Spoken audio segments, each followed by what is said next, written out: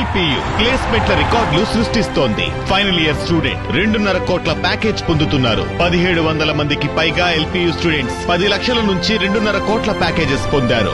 విద్యా విప్లవం ప్రారంభమైంది లవ్లీ ప్రొఫెషనల్ యూనివర్సిటీలో. డబ్బులు ఖనిజాభివృద్ధి సంస్థలోనే ఉన్నాయి, లేదా ఖనిజాభివృద్ధి సంస్థ అవసరాలకే వాడుతున్నారు, ఖనిజాభివృద్ధి సంస్థ వ్యాపారం పెంచేదానికే వాడుతున్నారు. ప్రభుత్వం దీన్ని వాడడం లేదని మీరు చెప్పగలరా? మీరేమంటున్నారు వారు అనబోతున్నారు? ఈ ఖనిజాభివృద్ధి సంస్థ నుంచి 400 చిల్లర లీజులు మీకు ఇచ్చినందుకు ప్రభుత్వానికి తిరిగి వాళ్ళు డబ్బులు చెల్లించారు అని అంటే మీరు చెప్పేది ఎట్లుందంటే, వారు చెప్పబోయేది ఎట్లుందంటే, ప్రభుత్వం ఆస్తినే కొంటుందన్నమాట. ప్రభుత్వం సంబంధించిన కార్పొరేషన్ ఆస్తినే కొనబోతుందన్నమాట. అంటే ఇది ఎట్లుందంటే, సామాన్య మానవునికి అర్థం కావాలంటే, భార్య ఆస్తి భర్త కొంటాడు, భర్త ఆస్తి భార్య కొంటుంది, డబ్బులు చెల్లించుకుంటారు. ఇది మీరు చెప్పేది ఏందండి? మేము అడిగిన దానికి మీరు సూటి సమాధానం ఇవ్వకుండా ఏదేదో నాకు ఇది ఏం గుర్తుకొస్తుందంటే, ఇప్పటికి కూడా నాకు గుర్తుకొచ్చేది, ఇంతకుముందు కూడా 2014 నుంచి 19 5 సంవత్సరాలు మీరే పాలించినది. అప్పుడు కూడా కూటమే. అప్పుడు బీజేపీ వాళ్ళు 2 మంత్రులు మీ దగ్గర ఉన్నారు, మీ 2 మంత్రులు బీజేపీ కేంద్రంలో ఉన్నారు. 5 సంవత్సరాలు మీకు కాలపరిమితి ఉన్నింది. అమరావతి మీరు కట్టలేకపోయినారు.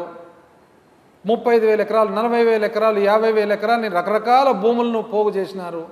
దాన్ని అంత పెద్ద భూమిని పోగు చేసిన తర్వాత దానికి అభివృద్ధి చేసేదానికి కావాల్సిన డబ్బులు మీ దగ్గర లేవని తెలిసే పోగు చేసినారు.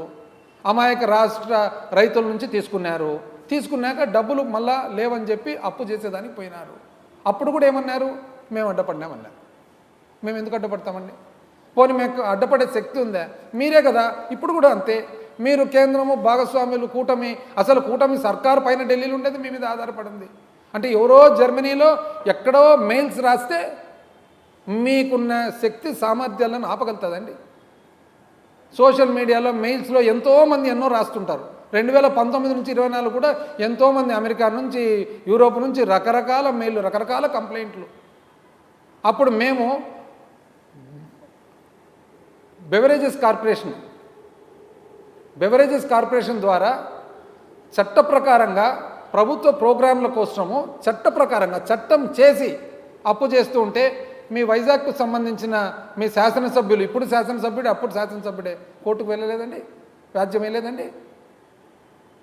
ఈరోజు మీ దగ్గర అతి ప్రాముఖ్యమైన కాన్స్టిట్యూషనల్ పోస్టులో ఉన్న వ్యక్తి ఆ రోజు పలు లెటర్లు రాయలేదండి. అంటే అప్పుడు కూడా దేశద్రోహమేనా? ఇప్పుడు దేశద్రోహం అంటే అప్పుడు దేశద్రోహమే కదా. అంటే అప్పుడు ఎంతమంది దేశద్రోహాలు ఉన్నట్లు మీ దగ్గర? ఏం మాట్లాడుతున్నారండి అసలు? ఏదన్నా కానీ అంటే మీ అసమర్థతను కప్పిపుచ్చుకునేదానికి మా మీద ఏందండి బురద చల్లేది? ఎంతోమంది ఇప్పుడు జర్మనీలో ఉండొచ్చు, ఆస్ట్రేలియాలో ఉండొచ్చు, అమెరికాలో ఉండొచ్చు, ఇండియాలోనే ఉండొచ్చు.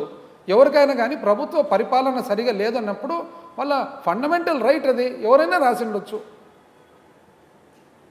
ఫండమెంటల్ రైట్ ఏమని రాసినారు? ఇది తప్పుగా జరుగుతుందని.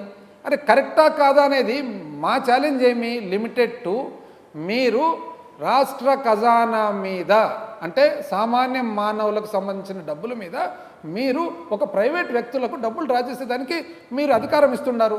అది అవునా కాదంటే అది చెప్పరు. అసలు మాకు ఆశ్చర్యకరమైనది ఏమంటే, ఒక పెద్ద మిస్టరీ అన్నమాట. అసలు మీ అసమర్థంగా కప్పుచ్చడానికి మా మీద ఏందండి బురద వెళ్ళేది? అసలు మీరు పవర్ఫుల్ పీపుల్ కదా. మీరు ఎంత పవర్ఫుల్ పీపుల్? హుద్హుద్ను కంట్రోల్ చేయగలరు, కరువును ఆపగలరు, ఆర్టిఫిషియల్ ఇంటెలిజెన్స్ AI ద్వారా దోమలను కంట్రోల్ చేయగలరు. ఇన్ని పనులు చేసిన వాళ్ళు ఒక ఈమెయిల్ అడ్డం వచ్చిందండి మీకు?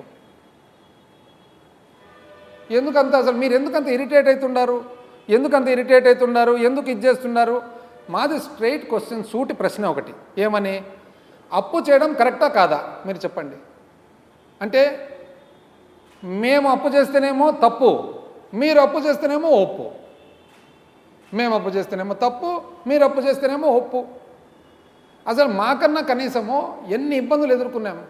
మీ 2014 నుంచి 19 అన్ని సగంలో వదిలిపెట్టిపోయిన అసమర్థత పాలన, పోలవరం సగం, రాజధాని సగం, టిడ్కో సగం, అన్ని సగం. విపరీతమైన పెండింగ్ బిల్లులు పెట్టిపోతున్నప్పుడు ఇవన్నీ కాక మాకు కోవిడ్ వచ్చింది. మీకు లేదు కదండి. ఈ ఇబ్బందులు ఏముండే చెప్పండి? ఏ ఇబ్బందులు లేకుండా అసలు ఎక్కడికి పోతుంది అని నిజం చెప్పాలంటే ఇప్పుడు 2023-24 అండి, 23-24 మేము దిగిపోయిన సంవత్సరం. 2024-25 మీ సంవత్సరం, మీ మొదటి సంవత్సరం చూసుకుంటే మీది మొత్తము బడ్జెట్ వచ్చేసి 2,45,000, రౌండ్ ఫిగర్స్ చెప్తాను, 2,45,000 మీది, మాది 2,36,000. అందులో మీ 2,45,000లో 1,18,000 జీతాలు పెన్షన్లు అయిపోయింది, మాది 1,03,000 జీతాలు పెన్షన్లు అయిపోయింది. అంటే మీ దగ్గర గ్యాప్ ఎంత ఉంది? మీకు 1,08,000 కోట్లు మీ దగ్గర గ్యాప్ ఉంది, మా దగ్గర 1,09,000 కోట్లు గ్యాప్ ఉంది. 2,000 ఉంది తేడా. మళ్ళీ 2,000 కదా తేడా ఉండేది. ఆ 2,000లో మీరు ఒక పెన్షన్లు పెంపుదల తప్ప ఫస్ట్ సంవత్సరం ఏం చేసినారు అని.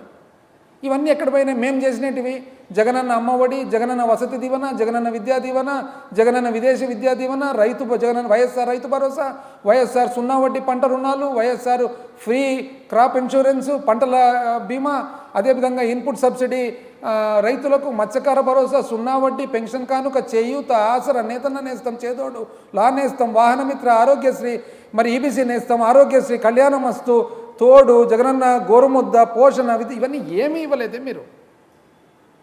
అంటే ఎక్కడ పోయినట్లు డబ్బులని మేము అడగాల ప్రశ్న, ఎక్కడికి పోయిన డబ్బులని?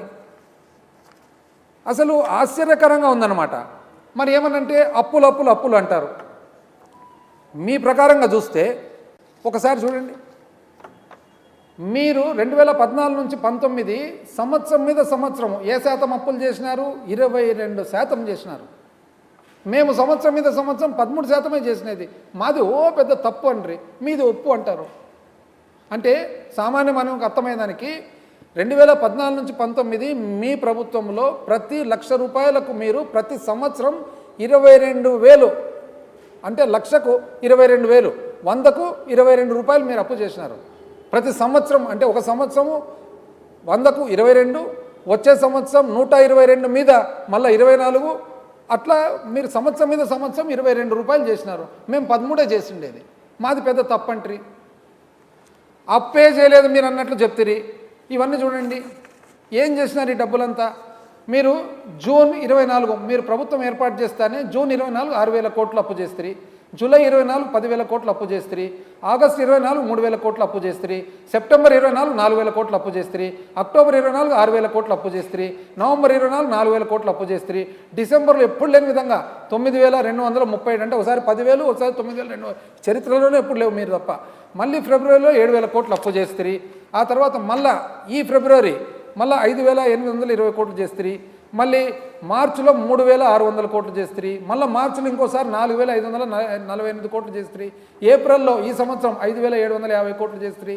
మేలో 6,822 కోట్లు చేస్తారు. జూన్లో 7,000 కోట్లు చేస్తారు. జూలైలో మళ్ళీ జూన్లో 10వ తారీఖు, అంటే జూన్ 3వ తారీఖు 7,000, జూన్ 10వ తారీఖు వారానికే మళ్ళీ 7,000 చేస్తారు. అప్పు అప్పు అప్పు అంటారు. అంటే ఇప్పుడు మా